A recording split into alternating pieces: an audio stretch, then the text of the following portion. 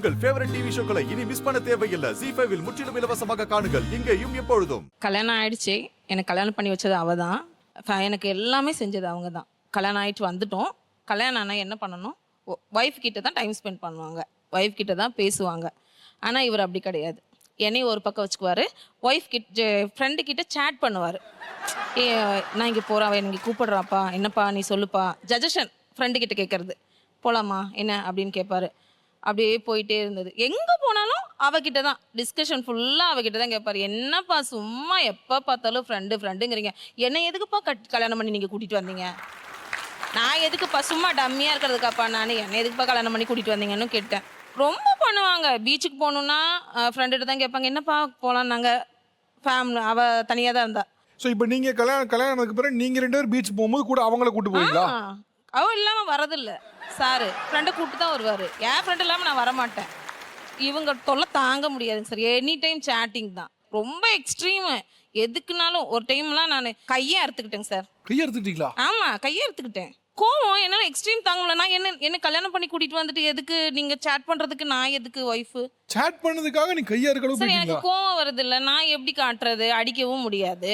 நான் என்ன பண்ணுறது? நான் எனக்கு நானே தண்டனை கொடுத்துக்கணும், அப்போ தானே கேட்பாங்க. அப்புறம் என்ன, அப்புறம் அவர் உடனே வந்து இது பண்ணாரு. அதுக்கப்புறமா இவரு, நீ இந்த மாதிரி பண்ணக்கூடாது, இது ரொம்ப தப்பு, நீ ஃப்ரெண்ட்ஷிப்பை புரிஞ்சுக்க மாட்ற அப்படின்னு சொல்லி அவளை பற்றி எனக்கு ரொம்ப புரிய வச்சு, அவள் இப்படி தான் அப்படின்னு சொல்லி எனக்கு ரொம்ப புரிய வச்சு, அதுக்கப்புறம் எனக்கு உடம்பு சரியில்லாமல் ஆன பிறகு அவளை கூட்டிகிட்டு வந்து அவள் தான் என்னை பார்த்துக்கிட்டா. உடம்பு சரியில்லாப்போ நான் ரொம்ப ஒஸ்ட்டாக இருக்கும்போது என்னை ரொம்ப கேர் பண்ணி பார்த்த பிறகு தான் நான் அவளோட ரொம்ப மிங்கிளாகி இப்போ நான் அவள் கூட ரொம்ப பெஸ்ட்டு ஃப்ரெண்ட் ஆகிட்டேன். அவரை விட இப்போ நான் தான் அவள் கூட ஃப்ரெண்டாக இருக்கேன். ஆக்சுவலி இப்போ நான் யாரு கூடயும் சேட் பண்ணுறதே இல்லை சார். சேட் பண்ணுறது இல்லை, பேசுறதும் இல்லை. மேக்ஸிமம் நேரில் அது அப்படி இல்லை, 2 லேடிஸ் பேச ஆரம்பிச்சா நீ பேசவே முடியாது. அதான் சார் உண்மை, அதுதான் நடந்துருச்சு. இப்போ ஒரு குழந்தை பிறக்குது, இல்லை உடம்பு சரியில்லை, இல்லை நகை கொடுக்கறது, இங்கெல்லாம் தான் ரைட் ஃப்ரெண்ட்ஷிப்பை. ஒரு ஹஸ்பண்ட் அண்ட் ஒய்ஃப்கான பிரைவேட் டைமில் வந்து கொஞ்சம் ஸ்பேஸ் கொடுக்குறது. Private life is private life தான். அப்போ நான் என்ன சொல்லுவேன்னா, எதுக்கு ப்ரியாரிட்டி ஃபஸ்ட்டு? சில இடத்துல ப்ரியாரிட்டி கொடுத்து தான் ஆகணும். இதுதான் லைஃப் லாங் போகுது. ஃப்ரெண்ட்ஸ் வந்து எப்போயா தான் ஹெல்ப் பண்ண முடியும். இப்போ நகையை வந்து கொடுக்குறாங்கன்னா திரும்ப நீங்கள் கொடுக்கணும். அதை ப்ரியாரிட்டி வந்து ஹஸ்பண்ட் அண்ட் ஒய்ஃப் ரிலேஷன்ஷிப்புக்கு தான். அதை யார் ஒழுங்காக புரிஞ்சுக்கிறாங்களோ அவங்கள தான் பெஸ்ட் ஃப்ரெண்டு. அதை புரிஞ்சுக்கிட்டு அதை டிஸ்டர்ப் பண்ணாத அளவுக்கு தான் நம்ம ஃப்ரெண்ட்ஷிப்பை பாராட்டணும். ஓகே கவின் மலர், இப்போ அராத்து ஒரு டேக் என்னன்னா, there should be some space. Husband and wife அப்படின்னா ஒரு ஸ்பேஸ் ஒன்று இருக்கணும். ஒரு ஹஸ்பண்ட் அண்ட் ஒய்ஃப்னா அவங்களோட ரிலேஷன் தான் ப்ரியாரிட்டி. ஒரு ப்ராப்ளம் வர மாதிரி இருக்குன்னா நீ தான் ஆளாக ஃப்ரெண்ட்ஷிப்பை கொஞ்சம் தள்ளி வைக்கிற இடத்துல இருக்கணும் அப்படின்னு. அண்ட் ஹனிமூன் மாதிரி விஷயங்களையும் கூட நீங்கள் விலகி தான் இருக்கணும். அதுலேயும் போய் ஃப்ரெண்ட்ஷிப்பை நிர்வகிக்கிறேன்னு சொல்லி நாங்கள் போய் நிற்கிறதுக்கு சரி இருக்காது. There should be some space for husband and wife அப்படிங்க. இது எல்லா நேரமும் வந்து ஒர்க் அவுட் ஆகும் அப்படின்னு சொல்ல முடியாது இவர் சொல்கிறது. இப்போ எப்படின்னா, நம்ம ஹஸ்பண்டுன்றவர் வந்து ஒரு வாழ்க்கையில் ஒரு காலகட்டத்தில் வரார். இப்போ இதில் நிறைய பேர் பாருங்களேன், ரொம்ப சின்ன வயசுலேருந்து ஃப்ரெண்ட்ஸாக இருந்தவங்க, ஸ்கூல் மேட்டாக இருந்தவங்க, அப்படிலாம் இருக்காங்க பல பேர். அந்த மாதிரி இருக்கிறவங்க தான் எனக்கு தெரிஞ்சு இங்கே நிறைய பேர் வந்து நிலைக்குது அந்த ஃப்ரெண்ட்ஷிப், இல்லையா? இப்போது அதுக்கு ஒரு காரணம் இருக்குது, உளவியல் இருக்குது. ஏன்னா ரொம்ப குழந்தையாக இருக்கும்போதே பார்த்தாச்சு, அவங்க அப்பா அம்மா எல்லாரும் பார்த்துட்டாங்க. இவன் வந்து அப்போலேருந்தே நான் பார்க்குறேன், இவன்ட்ட இந்த நல்ல பழக்கம் இருக்குது, இந்த கெட்ட பழக்கம் இருக்குது, இது இல்லை இதெல்லாம் இவன் நம்ம பொண்ணுக்கு ஃப்ரெண்டாக இருக்கலாம் இல்லை அப்படின்னு அப்பா அம்மா முடிவு பண்ணிக்கிறாங்க. நமக்கு சங்க காலத்துலேருந்தே இருக்குது இந்த ஆண் பெண் நட்புன்றதெல்லாம், புறநானூற்றுலேருந்தே இருக்குது. அவ்வை அதியன் கதையெல்லாம் நமக்கு தெரியும். அது அன்பு தான். இங்கே எவ்வளோ பேர் பேசும்போது நான் பார்க்குறேன், நமக்கு வந்து எப்போவுமே ஒன்று மட்டும் ஃபேமிலின்றது பை சான்ஸ். ஆனால் ஃப்ரெண்ட்ஸ் அப்படி இல்லை, நம்மளோட சாய்ஸ். நம்ம தான் சூஸ் பண்ணுறோம். இந்த ஃப்ரெண்ட் எனக்கு வேணும்னு இவ்வளோ பேரோட பழகுறோம், ஆனால் கொஞ்சம் பேரை தான் நம்ம செலக்ட் பண்ணுறோம் இல்லையா? அப்போ அப்படி சூஸ் பண்ணுற ஃப்ரெண்ட்ஷிப் அப்படின்றது வந்து நமக்கு காலம் பூரா நிலைக்கணும், அவங்க கூட எப்பவுமே இருக்கணும் அப்படின்னு ஒரு பொண்ணோ ஆனோ நினைக்கிறதுல எந்த தப்பும் இல்லை. அதை ஒரு குடும்ப வாழ்க்கைக்காக நீ விட்டு கொடுத்து தான் ஆகணும் அப்படின்னு சொல்கிறதும் ரொம்ப தப்பு தான். இதில் வந்து ஹஸ்பண்ட் அண்ட் ஒய்ஃபை ப்ரியாரிட்டி பண்ணாமல் சம்மந்தப்பட்டவங்களோட முடிவு என்னவோ அதுதான் இருக்கணுங்கிறீங்க. ஆமாம், உறுதியாக. ஓகே, ஏன்னா யார் நமக்கு வேணும் நம்ம தான் முடிவு பண்ணணும். அது ஆணோ பெண்ணோ, அது ஹஸ்பண்டா ஃப்ரெண்டா இல்லை 2 பேரும் வேணுமா, புரிய வைக்க ட்ரை பண்ணலாம். ஆனால் புரிஞ்சிக்காத தான் நிறைய பேர் இருக்காங்க. இதில் இவ்வளோ பேர் புரிஞ்சிட்டு வந்திருக்கிறது அவ்வளோ சந்தோஷமாக இருக்குது பார்க்குறதுக்கு. ரொம்ப நன்றி எல்லாருக்கும். உங்களுடைய ஒரு ஷார்ட் நோட்டில் ஒரு ஆண் பெண் நட்பை தமிழ் சமூகம் எப்படி பார்க்கணும்னு நினைக்கிறீங்க? சமூகம் வந்து எப்படியுமே பார்க்கணும்னு நம்ம நினைக்க வேணாங்க. நம்ம எல்லாமே பார்ட் ஆஃப் த சொசைட்டி தானே. நம்ம ஒரு சமூகத்தோட ஒரு பங்கு. ஆமாம், நம்ம புரிஞ்சிக்கிறது நல்லது. எப்படி புரிஞ்சிக்கணும்னா, அந்த லிமிட்டேஷன் ஒரு ஃப்ரெண்ட்ஸோட, அதாவது நான் எங்கே சொல்கிறேன்னா வெறும் ஃப்ரெண்ட்ஷிப்பை பற்றி பேசலை. ஃப்ரெண்ட்ஷிப்னு இருக்கிறப்ப என்ன லிமிட்டில் அவங்க பழகணுன்றது அவங்களோட சாய்ஸ். அது வேற திங். ஹஸ்பண்ட் அண்ட் ஒய்ஃப் ஒரு லீகல் ரிலேஷன்ஷிப்னு ஒன்று வருது.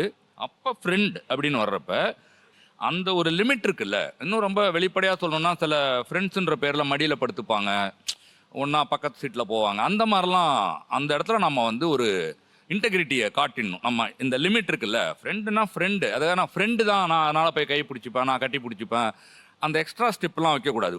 ஒரு உறவை புனிதப்படுத்தி கொண்டே நீங்கள் எல்லை மீறக்கூடாது. அந்த புனிதம்ன்றது இருக்குது.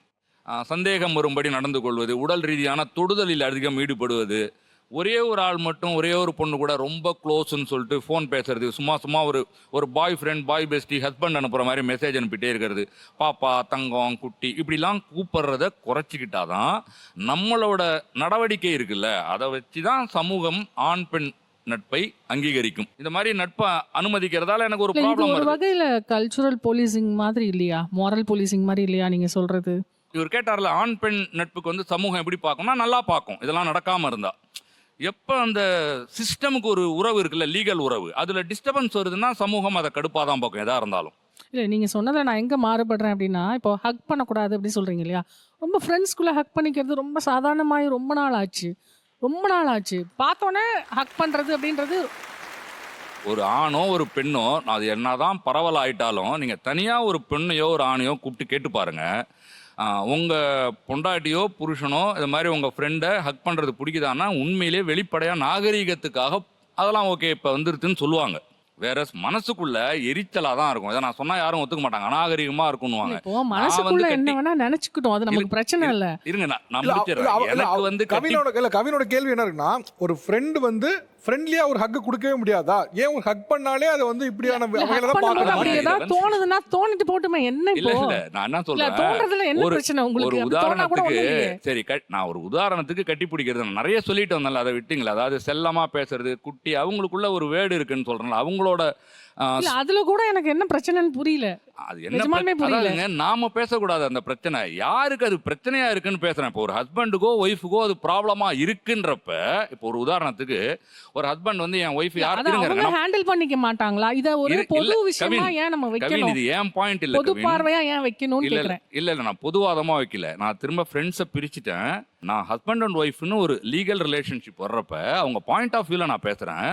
வேற யாராவது ஒரு ஹஸ்பண்டோ ஒய்ஃபோ எனக்கு வந்து அவங்களோட ஃப்ரெண்ட்ஸு என் புருஷனையோ என் பொண்டாட்டியோ கட்டி பிடிக்கிறதோ முத்தம் கொடுக்கறதோ நைட்டு 1 மணி நேரம் பேசுறதோ எங்கள் கூட நாங்கள் எங்கே போனாலும் கூட வர்றதோ இல்லை செல்லக்குட்டி புஜ்ஜி குட்டின்னு சொல்கிறதுல பிரச்சனை இல்லைன்னா எனக்கு டபுள் ஹாப்பி, ஜாலியாக இருங்கன்ட்டு போயிட போகிறோம். எனக்கு என்ன இல்லை, அப்படி ஒரு நிலைமை வந்து அவங்க அதனால இரிட்டேட் ஆகுறாங்க அப்படின்னு ஒரு சுச்சுவேஷன் வர்றப்ப ஃப்ரெண்ட்ஸ் அது மாதிரி பண்ணாமல் இருக்கலாமேன்ற, அவ்வளோதான்.